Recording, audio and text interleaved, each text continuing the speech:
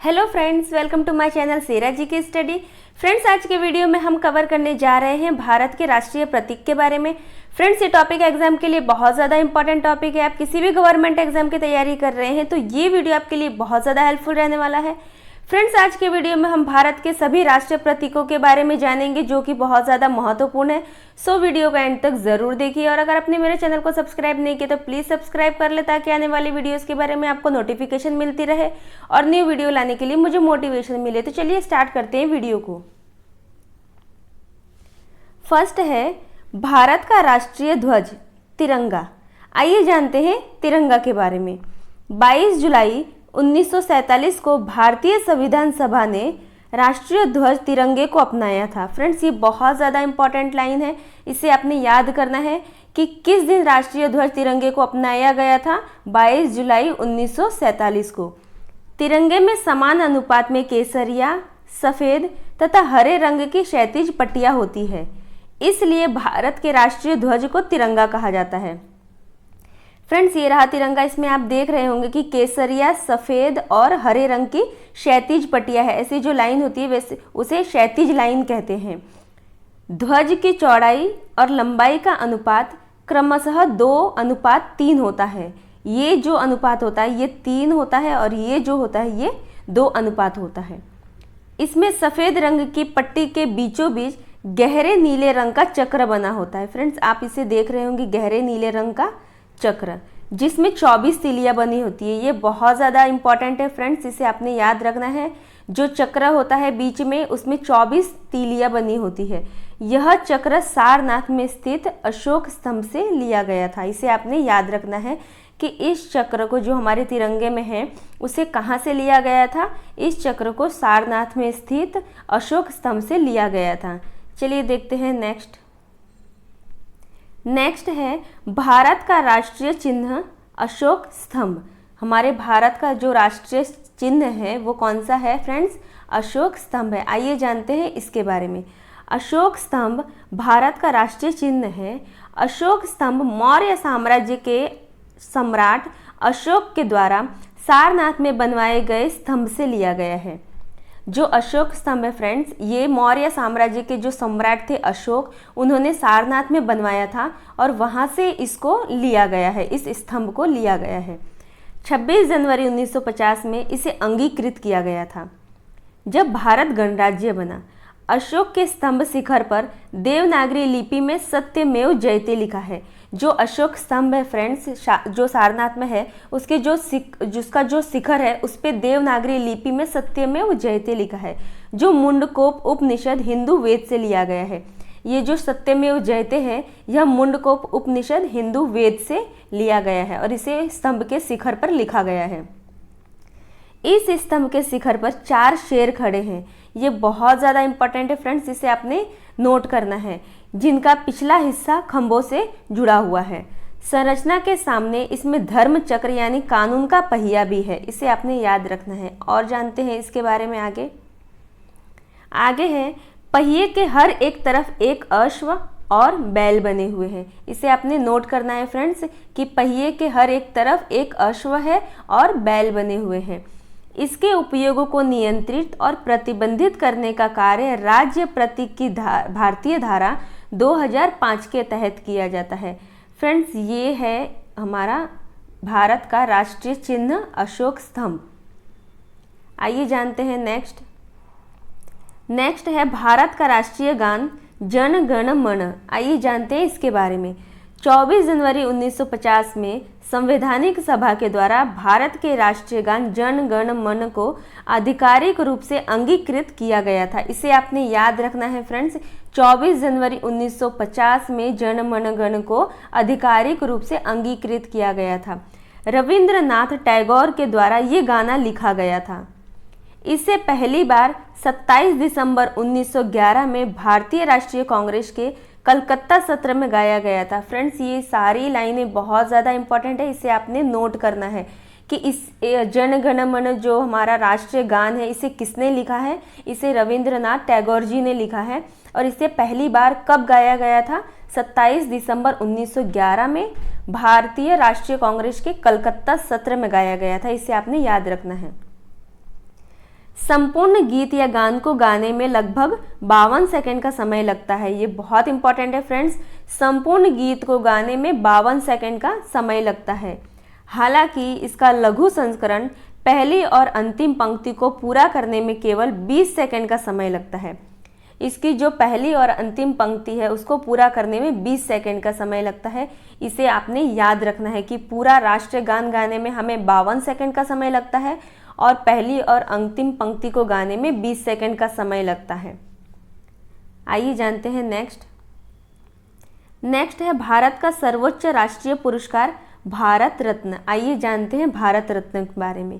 ये भारत का सर्वोच्च राष्ट्रीय पुरस्कार और सर्वोच्च नागरिक सम्मान है। भारत रत्न असाधारण कार्य करने वाले व्यक्तियों को प्रदान किया जाता है। इसमें विज्ञान, कला, साहित्य, खेल और सार्वजनिक सेवा के क्षेत्र सम्मिलित होते हैं। इसे आपने याद रखना है फ्रेंड्स कि भारत रत्न जो राष्ट्रीय पुरस्कार है, भारत का सर्वोच्च राष्ट्रीय पुरस्कार, इसे किन किन क्षेत्रों में दिया जाता है। यह विज्ञान, कला, साहित्य, खेल और सार्वजनिक सेवा के क्षेत्रों में दिया जाता है। इस पुरस्कार की शुरुआत 2 जनवरी 1954 को भारत के तत्कालीन राष्ट्रपति राजेंद्र प्रसाद के द्वारा की गई थी। बहुत ज़्यादा इंपॉर्टेंट है फ्रेंड्स, आपने इसे याद रखना है कि इस पुरस्कार की शुरुआत कब की गई थी, 2 जनवरी 1954 को। और किसके द्वारा की गई थी? भारत के तत्कालीन राष्ट्रपति राजेंद्र प्रसाद के द्वारा की गई थी। जो इस पुरस्कार को प्राप्त करता है उसको मेडल दिया जाता है। ये रहा फ्रेंड्स हमारा भारत रत्न, ये मेडल है जो कि दिया जाता है लोगों को।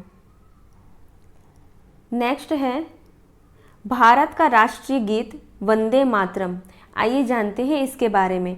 1950 में वास्तविक वंदे मातरम के शुरुआत के 2 छंद को आधिकारिक रूप से भारत के राष्ट्रीय गीत के रूप में अंगीकृत किया गया था। जो फ्रेंड्स इसे आपने याद रखना है कि इसके 2 छंदों को ही आधिकारिक रूप से अंगीकृत किया गया है भारत के राष्ट्रीय गीत के रूप में 1950 में। वास्तविक वंदे मातरम में 6 छंद है, इसे भी आपने नोट करना है फ्रेंड्स। जो वास्तविक वंदे मातरम गीत है पूरा, उसमें 6 छंद है। इसको बंकिम चंद्र चटर्जी द्वारा बंगाली और संस्कृत में 1882 में उनके अपने उपन्यास आनंद मठ में लिखा गया था। इसे किसने लिखा था फ्रेंड्स? बंकिम चंद्र चटर्जी के द्वारा बंगाली और संस्कृत में लिखा गया है उनके उपन्यास आनंद मठ में। इस गीत को उन्होंने चिंसुरा में लिखा था। इसे पहली बार सन 1896 में भारतीय राष्ट्रीय कांग्रेस के राजनीतिक संदर्भ में रविंद्रनाथ टैगोर के द्वारा गाया गया था। इसे याद रखना है फ्रेंड्स। इसे लिखा किसने है? बंकिम चंद्र चटर्जी के द्वारा लिखा गया है और इसे गाया है रविंद्रनाथ टैगोर ने। और इसे जब पहली बार कब गाया गया था? 1896 में। इसे आपने याद रखना है। आइए देखते हैं नेक्स्ट है भारत का राष्ट्रीय पशु बाघ। आइए जानते हैं बाघ के बारे में। भारत के राष्ट्रीय पशु के रूप में बाघ या रॉयल टाइगर को अप्रैल 1973 में घोषित किया गया था। भारत का जो राष्ट्रीय पशु बाघ है उसे 1973 में घोषित किया गया था। यह अत्यंत शक्तिशाली, मजबूत और भारत के गर्व का प्रतीक है। बाघों की अधिकतम उम्र लगभग 20 साल होती है। तेज फुर्ती और शक्ति के कारण बाघ को भारत का राष्ट्रीय पशु माना गया है। इसका जो जंतु वैज्ञानिक नाम होता है वो होता है पैंथेरा टाइग्रिस। इसे आपने याद रखना है, बहुत ज़्यादा इम्पॉर्टेंट है। भारत का राष्ट्रीय पशु बाघ कब घोषित किया गया था? 1973 में। इसे आपने याद रखना है। नेक्स्ट है भारत का राष्ट्रीय फूल कमल। आइए जानते हैं इसके बारे में। कमल का वैज्ञानिक नाम है निलिम्बो न्यूसिफेरा है। इसे भारत के राष्ट्रीय फूल के रूप में अंगीकृत किया गया है। यह फूल भारत के पारंपरिक मूल्यों और सांस्कृतिक गर्व को प्रदर्शित करता है। ये उर्वरता, ज्ञान, समृद्धि, सम्मान, लंबी आयु, अच्छी किस्मत, दिल और दिमाग की सुंदरता को भी दिखाता है। इसका प्रयोग देश भर में धार्मिक अनुष्ठानों आदि के लिए भी किया जाता है।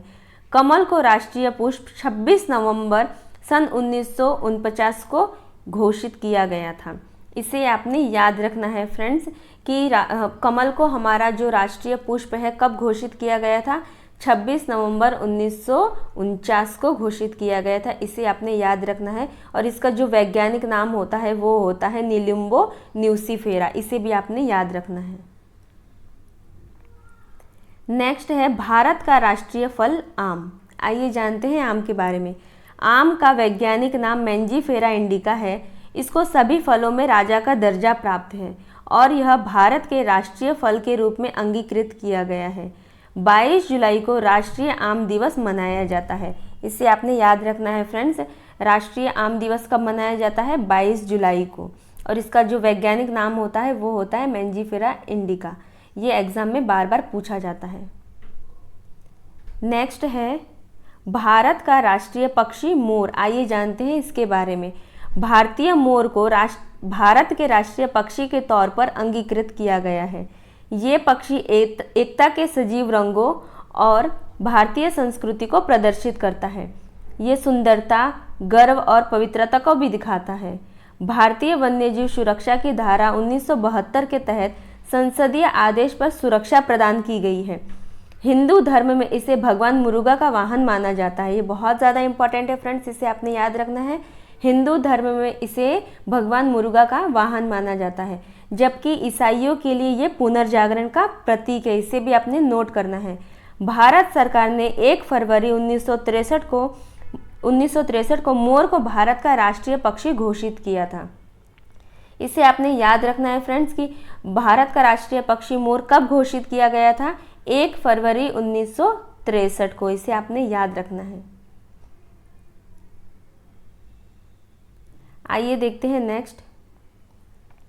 नेक्स्ट है भारत का राष्ट्रीय खेल हॉकी। आइए जानते हैं हॉकी के बारे में। हॉकी को भारत का राष्ट्रीय खेल तब से माना जाता है जब से भारत ने ओलंपिक में हॉकी के खेल में लगातार 6 स्वर्ण पदक जीते थे। अभी तक भारत सरकार ने किसी भी खेल को राष्ट्रीय खेल का दर्जा प्राप्त नहीं दिया है। मतलब हॉकी को हमारे राष्ट्रीय खेल का दर्जा प्राप्त नहीं है, लेकिन हॉकी को हमारा राष्ट्रीय खेल माना जाता है सिर्फ।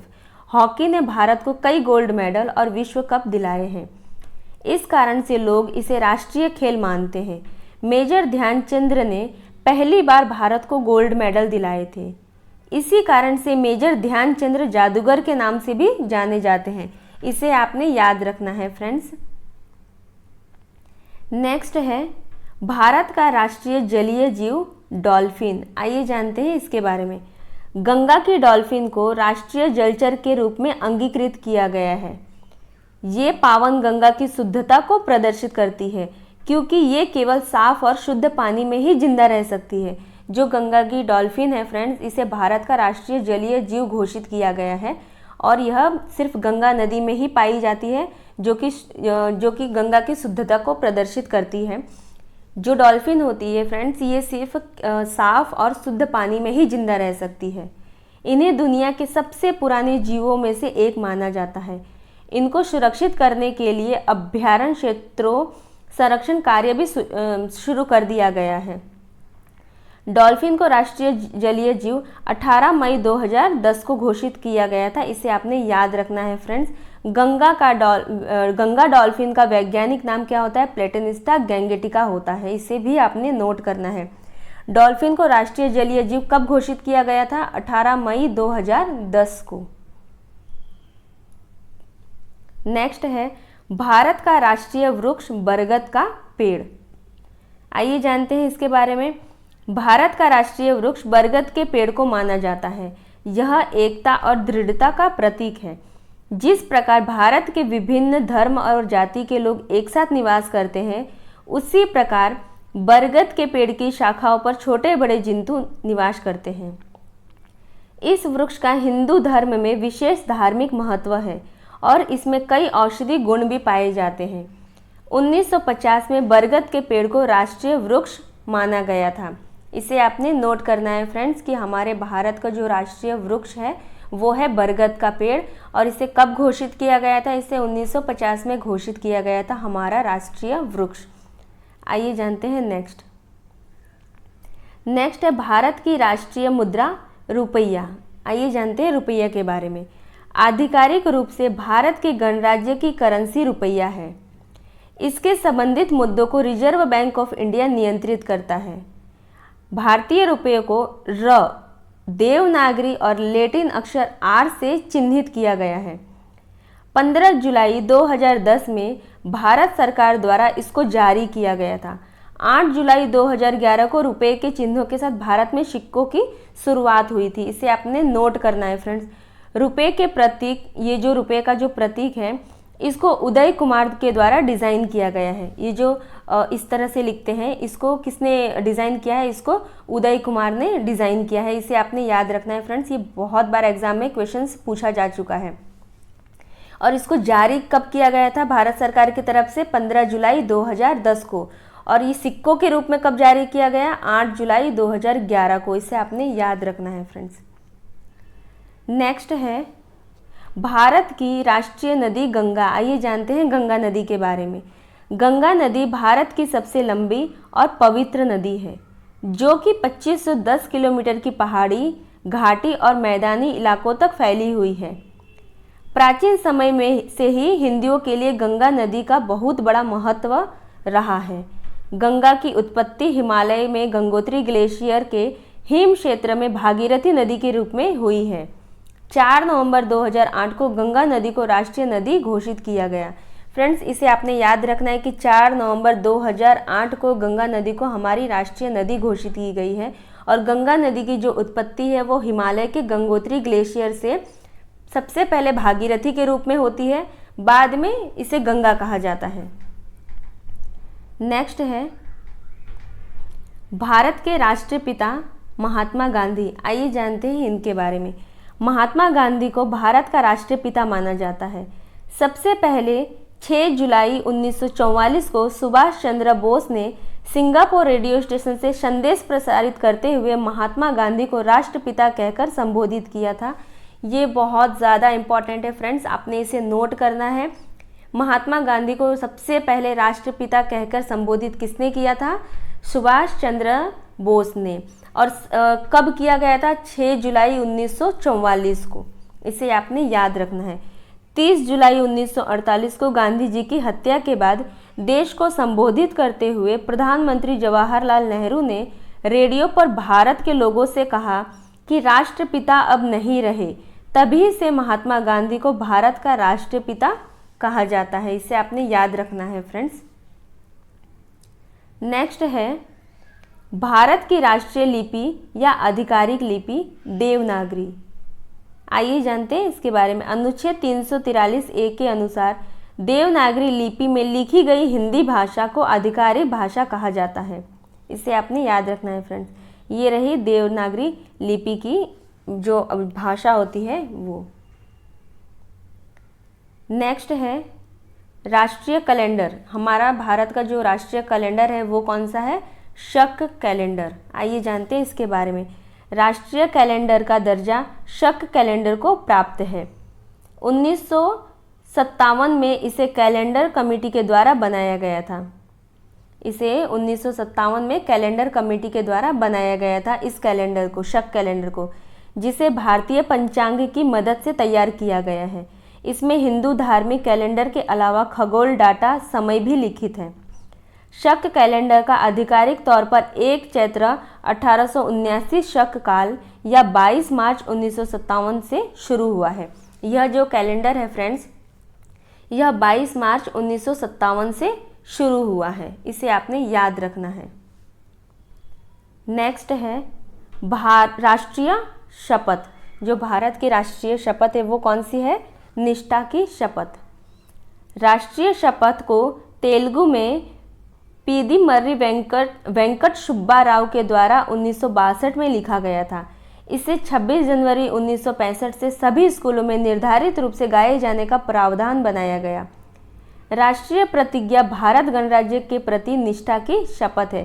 फ्रेंड्स, ये जो होता है स्कूल में जो शपथ दिलाई जाती है, जो प्रतिज्ञा होती है, इसे निष्ठा की शपथ कहते हैं। और इसे 26 जनवरी 1965 से सभी स्कूलों में निर्धारित रूप से गाए जाने का प्रावधान बनाया गया था। और ये जो प्रतिज्ञा है इसे किसने लिखा है? पीदीमर्री वेंकट सुब्बा राव ने 1962 में लिखा था। इसे आपने याद रखना है फ्रेंड्स। नेक्स्ट है राष्ट्रीय सरीसृप। हमारे जो भारत का राष्ट्रीय सरीसृप कौन सा है? King cobra. ये है किंग कोबरा। आइए जानते हैं इनके बारे में। किंग कोबरा भारत का राष्ट्रीय सरीसृप है। भारत और दक्षिण पूर्व एशिया के जंगलों में पाया जाता है।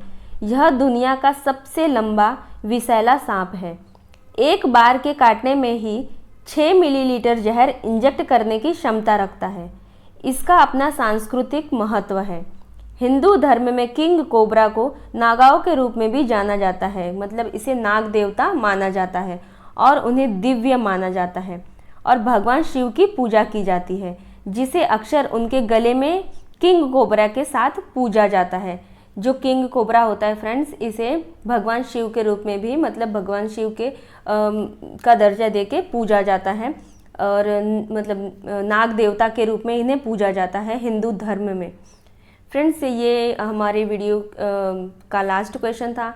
सो फ्रेंड्स, अगर आपको मेरी वीडियो पसंद आई हो तो प्लीज़ इसे लाइक करें, शेयर करें और कमेंट सेक्शन में जाके ज़रूर बताएं कि आपको वीडियो कैसी लगी। और अगर आपने मेरे चैनल को सब्सक्राइब नहीं किया तो प्लीज़ सब्सक्राइब कर ले, ताकि आने वाली वीडियोज़ के बारे में आपको नोटिफिकेशन मिलती रहे। Thank you.